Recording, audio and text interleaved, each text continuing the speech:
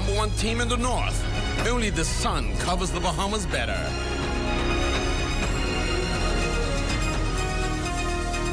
For us here in the North, I'm Ramiko Knowles. Thanks so much for joining us tonight. Be sure to stay tuned. The Bahamas Tonight is coming your way next.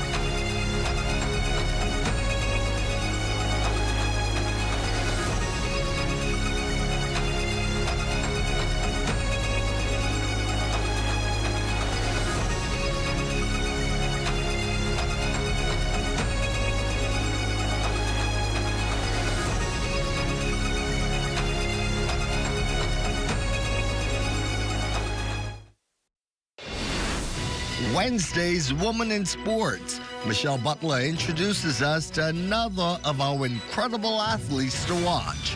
But first, a new economics report that is raising eyebrows and help for you as we get closer to back to school. Those stories and more this late night, Wednesday, July 22nd, 2026.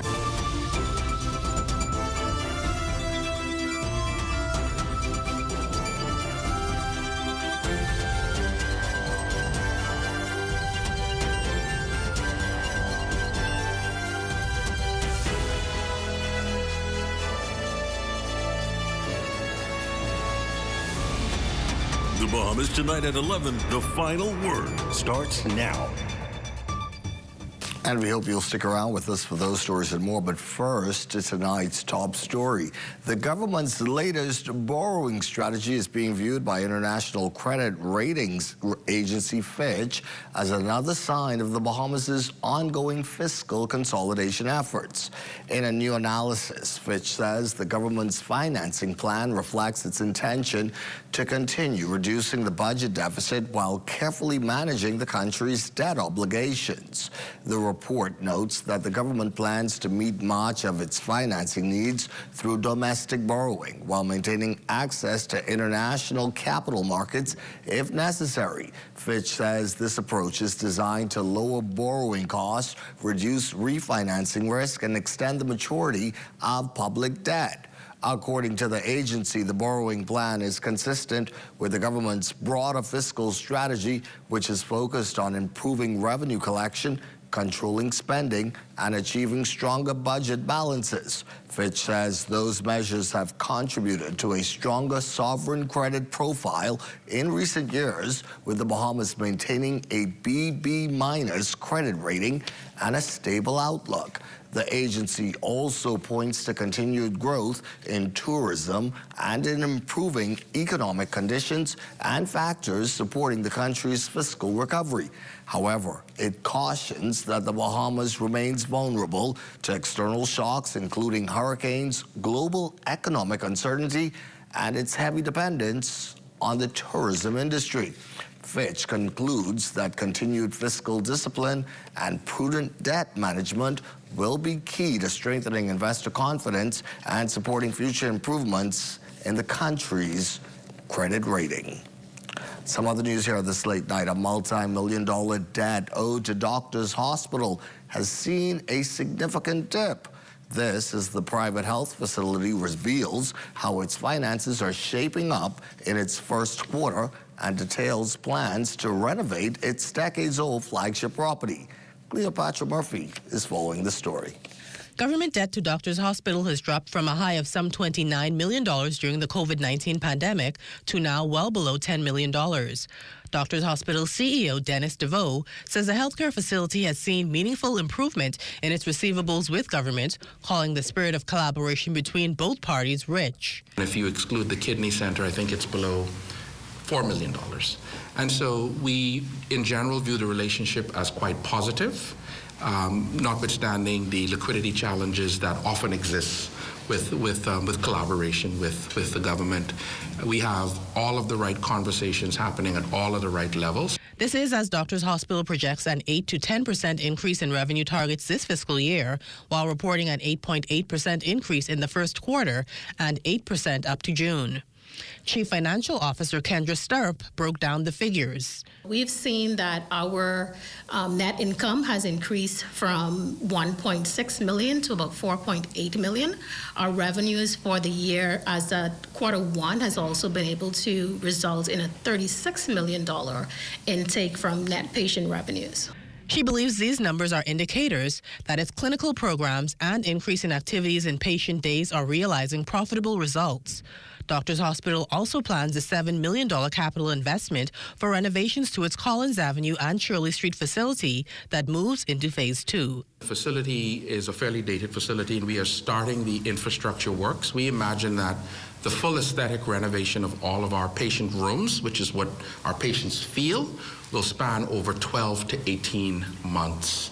But we're starting that work within a few weeks. That aside, DeVoe anticipates announcing the opening date of the Grand Bahama Hospital soon, that he says has about 5 to 8 weeks of construction left, also foreshadowing the opening of an advanced imaging center on Village Road in the near term. For the Bahamas Tonight, I'm Cleopatra Murphy. Cleo, thank you. Cancer has long been one of the world's deadliest adversaries, but a newly released global report suggests the battle is far from over. In fact, health experts warn it is only expected to intensify in the decades ahead, particularly for the country. Amaya Moss reports. The World Health Organization issuing a frightening wake-up call to countries with high incidences of cancer, like the Bahamas. The UN agency this past Monday predicted of an unprecedented global surge in cancer diagnosis of up to 35 million by 2050. It's a damning outlook considering the WHO's findings that each year the Bahamas records 1,116 cancer cases and claims approximately 525 lives. The WHO advisory goes further to point out that breast cancer remains the primary adversary in women's health here in the Bahamas, with females between the ages of 40 and 50 not learning they have the disease until stages 3 or 4. Stats also show that the Bahamas now carries the world's 10th highest rate of prostate cancer among men. It's an overall grim reality, but one not lost on local health officials. The Department of Public Health, in collaboration with National Health Insurance, is about to launch a very robust screening program, particularly with breast cancer, prostate cancer, and colorectal cancers, which are the 3 most leading cancers in the country. Our job is for early detection and to look at all of the nutritional dietary supplements that has carcinogen effects to make sure that we educate the Bahamian people on what to choose and how to choose proper foods to the point where they can protect themselves from nutritional standpoint. Health and Wellness Minister, the Honorable Dr. Michael Darville, also, however, drove home a long-held philosophy. We understand the incidence and the increase of cancers around the world. Our job in the Bahamas is to mitigate that effect, to make sure that we are screening earlier for early detection, because early detection, the chances for full recovery is usually 90 to 98%. A recent WHO prevention study cites that nearly 4 out of 10 global cancer cases are linked to modifiable behaviors and environmental exposures. For the Bahamas Tonight, I'm Amaya Moss.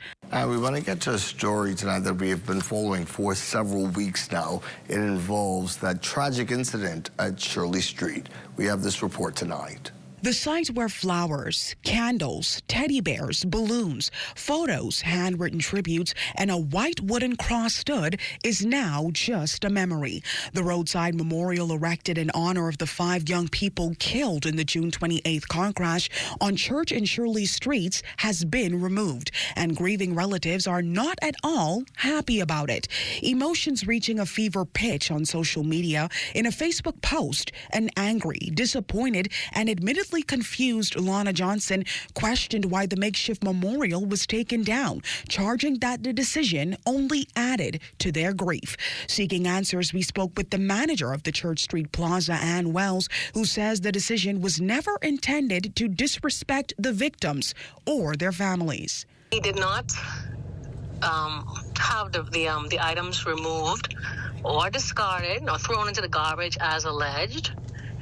nor have we been contacted by any family members to, first of all, put the memorial in place and or have memorial services and or anything of that nature. Never. We had no contact with the family members. We had no telephone contacts. Our only point of contact has been the police for the entire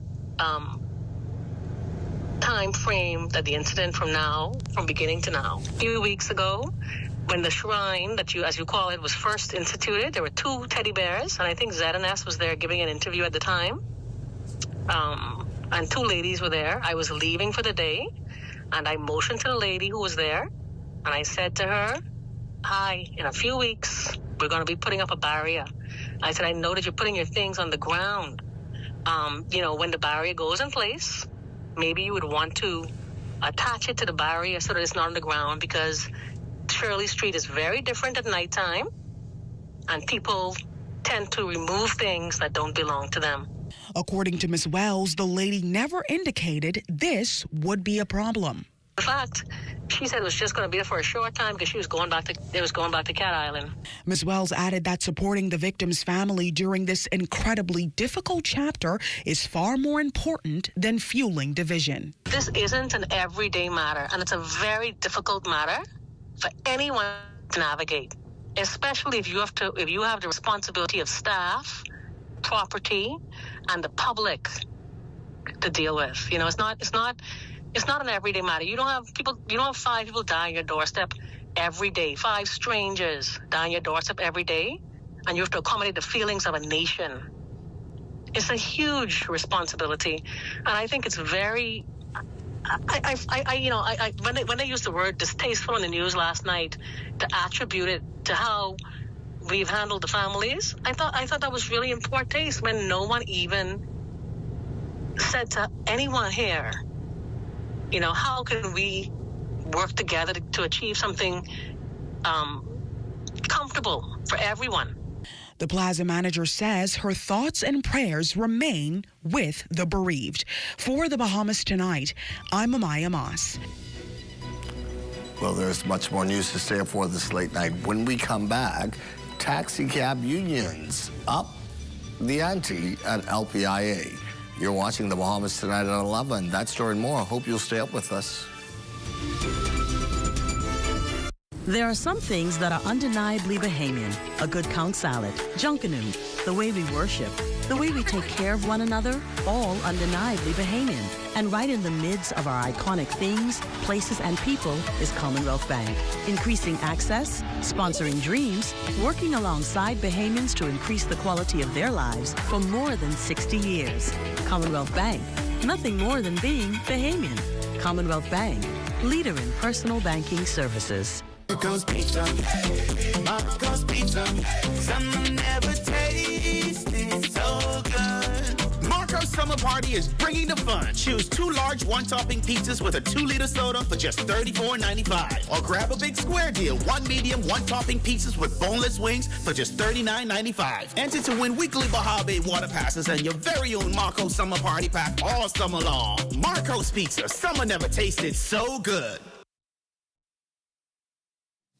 Just some more of the day's news. This late night, students impacted by recent tragedies like the multiple fatalities on Shirley Street last month and the Andros plane crash Independence weekend will be receiving any grief counseling they need when the new school year begins. Here's Education's Parliamentary Secretary, Senator the Honourable Keenan Johnson. We are partnering with the Ministry of Health to assist with mental health awareness and to encourage programs that will be a partnership with both ministries. And so we anticipate that that's something that we will have to fast track to ensure that those persons, not just the CV Bethel, but the other persons who are going through a lot. We just had an opportunity to meet with some Family Island students, and they were asking about guidance counselors and being able to provide support. So it's so encouraging to see that students are even able to speak out about their own mental health and the necessity for it. And so we're certainly going to push to ensure that by September there are things in place for that assistance to be provided. Good news for families preparing for the new school year, as uniform assistance fees have increased by $50. Under the revised rates, preschool students will now qualify for $170, primary and junior school students $200, and high school students $230. The Ministry of Social Services program is available to eligible government school families, private school students attending on scholarships, and families affected by disasters. Applications are now open for 3 weeks and may be submitted online at Promise, that's promis.gov.bs, or at any Department of Social Services office nationwide. Assistance will be issued through the ministry's digital wallet gift card system and redeemed at approved uniform and footwear retailers.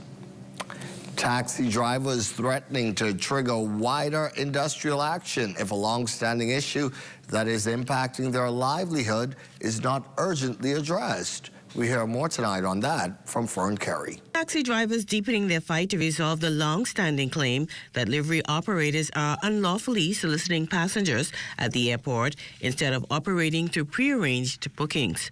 President of the Bahamas Taxi Cab Union, Tyrone Butler, says the issue has still not been resolved. What they've been doing is coming to the airport, standing next to the taxi drivers, and when the guest says they want a taxi, then they started talking about, oh, I can give you an SUV, I can give you a town car. That is not a service, that's a hustle.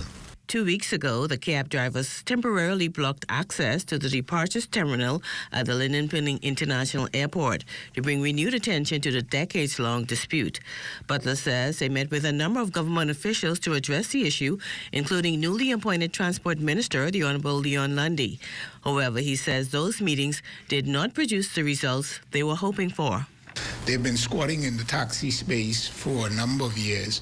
We've had discussions with basically 3 ministers of transport, Hannah Martin, Colby Davis, and now Minister Lundy, all trying to, in an attempt to kind of address this matter in a way where we're not competing with livery drivers. Unfortunately, we haven't been to make much of inroads with neither of these ministers, and that's disappointing. Now, Butler says he's not going to let this matter rest, and in fact, he's threatening even greater industrial action to bring resolution to this issue. We have now moved our action to the Congress, headed by Mr. Obie Ferguson. And so that is where our matter is now. We've decided that we will rely on the Congress for guidance, and so we are going to up the protests to another level, and which will not only involve just taxi drivers, but we will be including some other persons to come along with us. And we're not messing around. I mean, enough is enough. You know, it's not like these persons have a right to be where they are. They are breaking the law. Following the recent protests, Minister Lundy pledged a number of reforms in the sector, including a transport desk staffed by Nassau Airport Development Company personnel to manage ground transportation at the airport. For the Bahamas Tonight, I'm Fern Carey. Well, he shared the stage with some of music's biggest names, and now Bahamian trumpeter Giverton Gellin is sharing a story that's much more personal. His new album, Island Dreamer, is a celebration of resilience, culture, and the power of dreaming big. He spoke recently with our West Calix Forbes.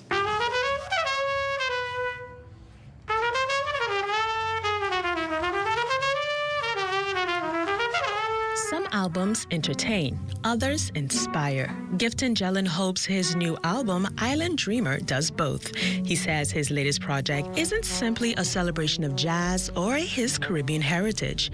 It's an anthem for dreamers everywhere who've had to overcome obstacles on the road to success. We have amazing musicians in this album. We have local talent like Carrington McKenzie, Danielle Lee, Adrian D'Aguilar, my brother Gibson Gellin, and we're also connecting that with some of the work that I've done in New York City, working with people like Jean-Baptiste, who's also on the album, and also other great musicians that are also from New York.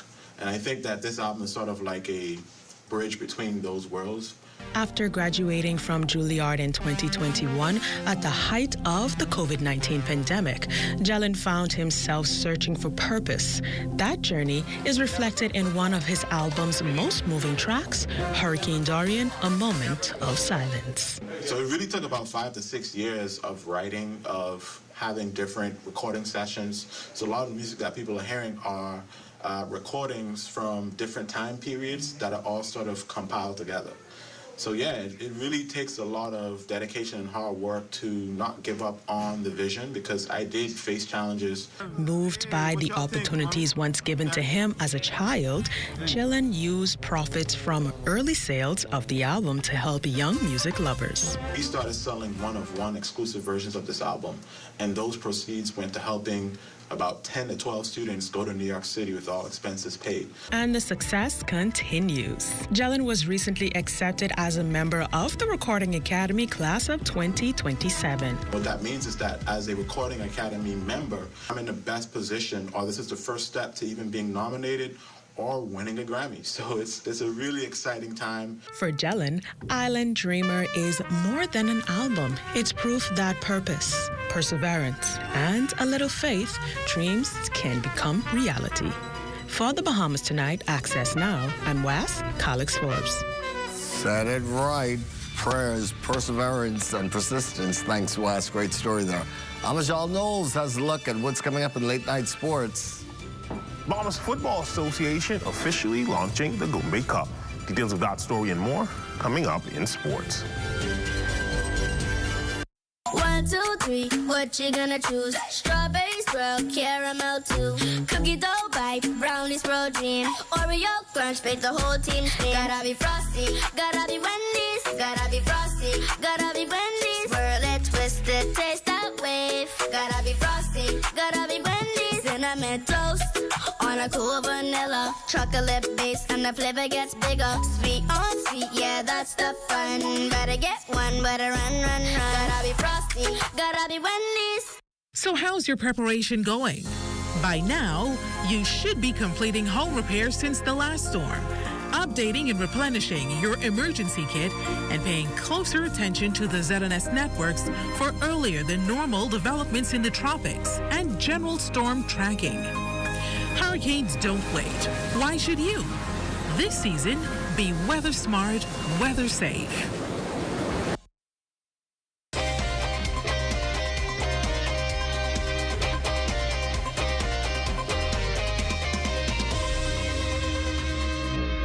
Welcome to your Wednesday Sports Check, everyone. I'm Amajal Knowles, topping sports. The Bahamas Football Association officially launching the inaugural 2026 U15 Girls Goombay Cup on Tuesday, introducing Team Bahamas and outlining final preparations for the regional tournament during a press conference at the Beach Soccer Stadium. The tournament, which gets underway Friday at the Roscoe Davies soccer pitch, will bring together U15 girls national teams from the Bahamas, Bermuda, Cayman Islands, Grenada, and the Turks and Caicos Islands, as well as the U.S. Virgin Islands as well, for 3 days of international competition, providing young players with valuable match experience while continuing the development of women's football across the Caribbean. Preparations have been going well so far. We've been having a few training matches against all the components to deal with the different scenarios we expect to face during the 3-day, 5-game period. So for our team, it was basically like the technical director just mentioned, everyone has to play 50 minutes, so it's been a big thing for us to get all players ready for competition.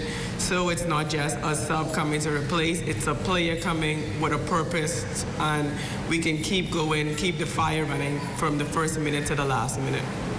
From this weekend, it was a battle on the sand in the 2026 edition of the Sand Wars Flag Football Tournament, also at the National Beach Soccer Stadium. It pitted some of the best flag football teams across the 2-4-2 in head-to-head action, but of course, there could only be 2 champions. On the ladies' side, it would be a dramatic come-from-behind affair as the Honey Badgers would battle the Pink Venom. The Venom would have a 12-zip first-half lead before the Badgers would storm back in the second half to escape with a 15-12 win. On the men's side, it would be a clash between the 3 Lynx out of Freeport and the Abaco Sharks. The Lynx would hold a 14-7 6 advantage, but the Sharks would mount a comeback as well to tie the game. The Lynx would score a touchdown in the final moments to win the game 21-17. Congrats to both squads. Onto the diamond, his name is one that is synonymous with baseball here in the Bahamas. With well over 6 decades of playing and coaching on his resume, he's impacted thousands of Bahamian baseball players, and this summer, that trend is continuing. Our Linwood Brown has that story. Diving into the potential future superstars over at the Fred Papa Smith Baseball Camp, Coach Fred speaks on the joy of watching the investments he made into the young men he coached over the years blossom into productive young men in society. You know, when I started out like I was 10 years old, and I had people in my life, so, you know, I just trying to give back. The camp itself has been very successful in molding the youngsters. In addition to the legacy created by this camp, Terrell Hepburn and Trevor Hasty, a pair of campers, shared their experience and enjoyment in partaking in such a program that helps sharpen their skills. It has enhanced my abilities, and I've made new friends and etc. I enjoy the fielding, because I really love fielding. The legacy of Fred Papa Smith is carried on for generations, and he continues to give back to the youth and community through his teachings day by day. For ZNS Total Sports, I'm Linwood Brown. And finally, it's Wednesday, which means a new Women in Sports feature. Our Michelle Butler catching up with a Bahamian national record holder who worked her way back from a devastating injury. More details in this report.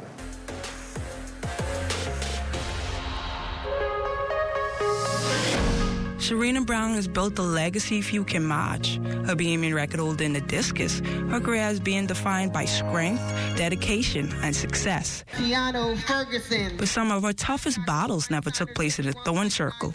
I was told that it was a career and an injury and I needed surgery, otherwise I'd never be able to live comfortably again and all type of stuff like that. Ended up in I think it took me a year to get back to being able to just live as a human being with regular activities, going to the grocery store and things of that nature. And then it took me an additional 2 to 4 years afterwards to get back into athletic shape, and also mentally, because of the toll that it took on me. I was deep down and depressed. Through that, her journey, she found strength in a new way. Just being able to understand that I did need help. It was okay, I'm having trouble sticking to a routine. I'm having trouble, reading the Bible again. I'm having trouble walking. I'm having trouble sleeping. You have to take it for what it is and just be hey person, I need help in this. Can you help me, or can somebody that you know help me? Can you point me in the right direction? Even though I wasn't around family and friends and stuff like that, being able to watch the YouTube videos of people getting in shape and losing all of the weight and going ahead and going off again, doing 5Ks and dieting and stuff like that, it almost was I was actually surrounding myself with good company. Serena Brown's legacy will always include the records she's set and the medals she's earned. But perhaps her greatest impact comes from her willingness to speak up openly about mental health. Because true strength isn't just measured by how far you can throw. It is also measured by the courage to be vulnerable, to ask for help, and to help others find hope. For Women in Sports Wednesday, I'm Michelle Butler. Thanks, Michelle. That's been Look at Your Sports on this Wednesday. I'm Amajal Knowles, signing out until tomorrow.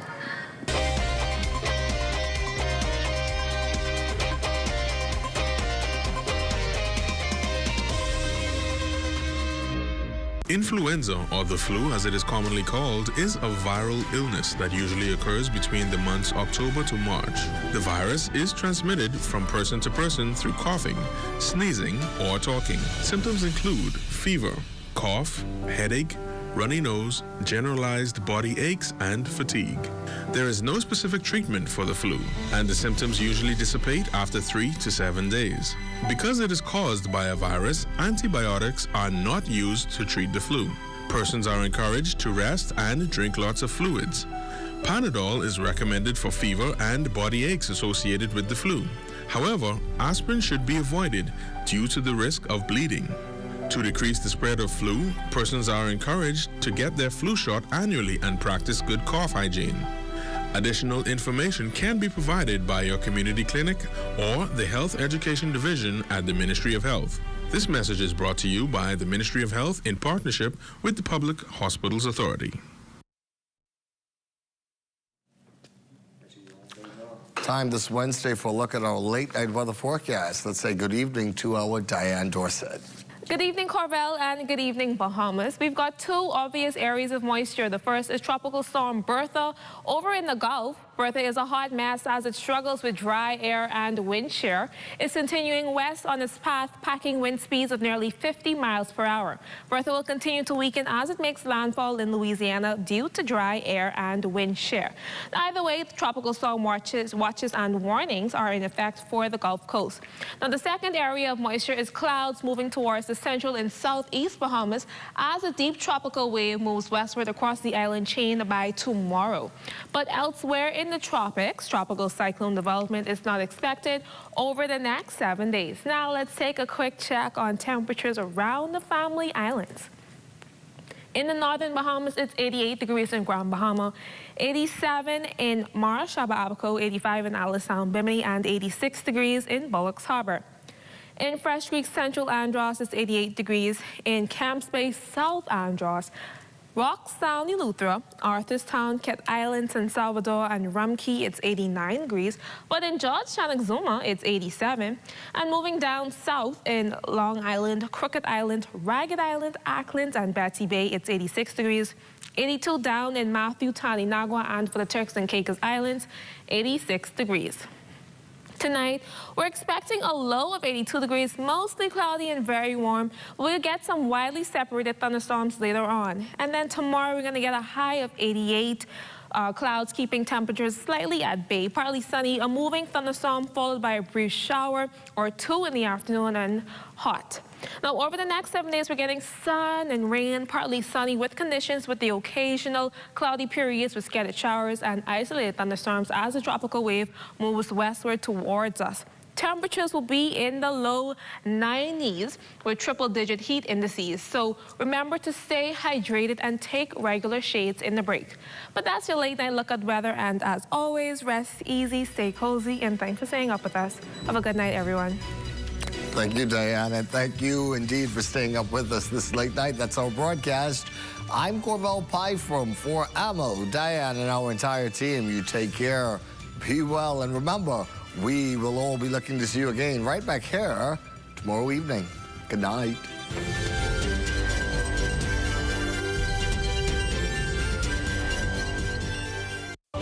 At Bahama Boulevard, I'm Sean Innes. This is ZNS.